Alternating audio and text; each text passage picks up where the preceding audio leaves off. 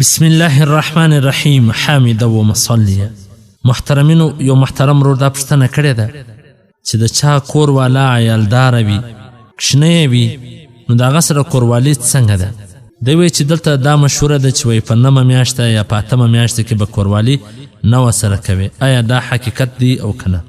محترمینو، که چیرې یو ښځه عیالداره وي، که 8مه میاشته وي، که 9مه میاشته وي، که 9مه میاشته وي، که آخري شپې وي، په هر وخت کې د هغه سره جماع او کوروالي جایز دی.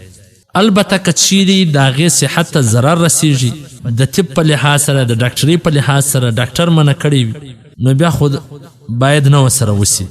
شریعت یې نه منع کوي. شریعت هغه وخت کې منع کوي چې که ډاکټر منع کړه چې هغه ته ضرر او تاوان رسیږي، نو شریعت بیا وایي چې ضرر ور ونه رسوي.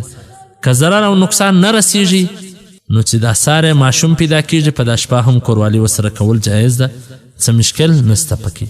په حواله سره د فتاوا قاسمیه جلد نمبر 23 صفحه نمبر 40. دغه رنګه دور مختار معرض محتار جلد نمبر 4 صفحه نمبر 380. البحر رایق جلد نمبر 3 صفحه نمبر 384. والسلام. ستاسو د دیني پوښتنو ځوابونکی مولوي عبدالرحمن سمین صاحب.